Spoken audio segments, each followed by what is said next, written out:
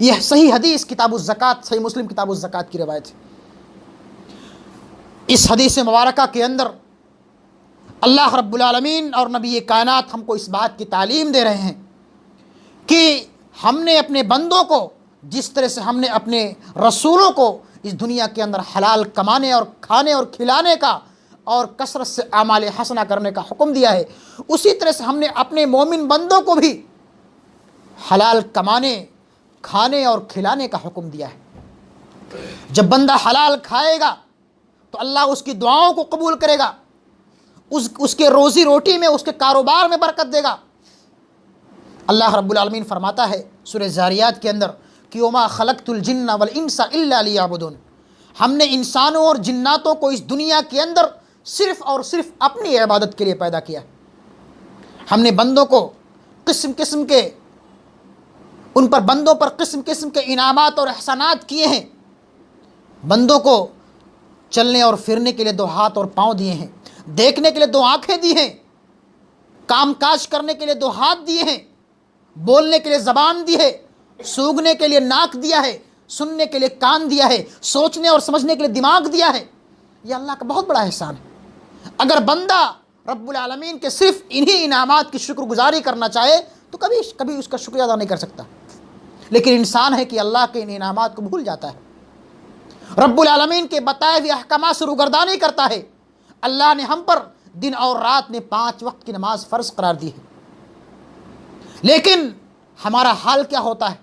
ہم اپنے دوستوں کے ساتھ، اپنے احباب کے ساتھ، اپنے بال بچوں کے ساتھ ہوٹلوں پر بیٹھ کر کے، دکانوں پر بیٹھ کر کے، مجلسوں میں بیٹھ کر کے گپاشٹنگ کرتے رہتے ہیں، اور مؤذن کی ادائیں، مؤذن کی صدائیں، حی علی الصلاۃ، آؤ نماز کی طرف، حی علی الفلاح، آؤ کامیابی کی طرف، مؤذن کی صدائیں ہماری سماعت سے ٹکراتی ہیں، لیکن ہمارے کانوں پر جو تک نہیں ریگتے۔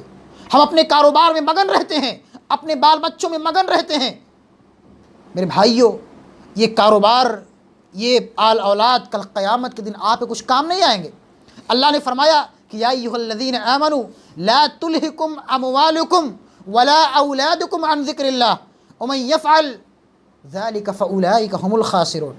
اے وہ لوگوں جو ایمان لائے ہو، تمہیں تمہارے اموال اور اولاد اللہ کے ذکر سے غافل نہ کر دیں، اور جو اپنے آل اولاد، اپنے بال بچوں کے چکر میں اور کاروبار اور تجارت اور دکان کے چکر میں پھنس کر کے اللہ کے ذکر سے غافل ہو جائے گا، فاولئک هم الخاسرون، تو ایسے ہی لوگ تو خسارہ اٹھانے والے ہیں۔ یہ دنیا ایسے ہی رہ جائے گی۔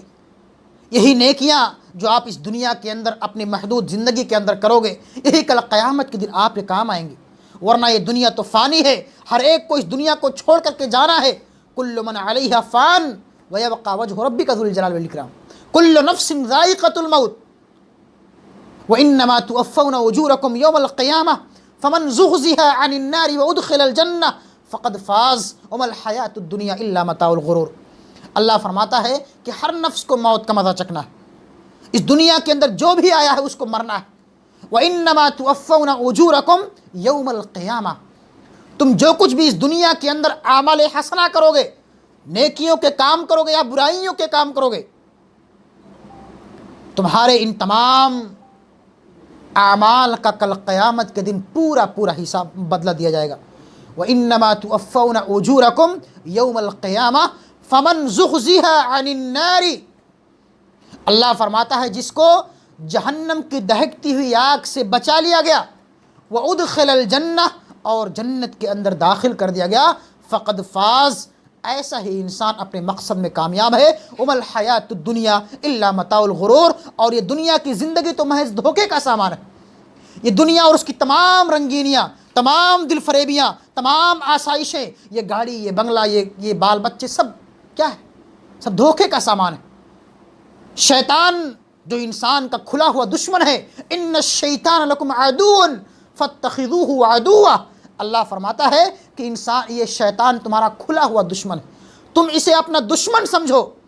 یہ شیطان انسان کے لیے دنیاوی رنگینیوں کو اس طرح بنا کر کے سنوار کر کے پیش کرتا ہے تاکہ انسان ان دنیاوی چکر میں، دنیاوی جھمیلوں میں پھنس کر کے اللہ کے ذکر سے غافل ہو جائے۔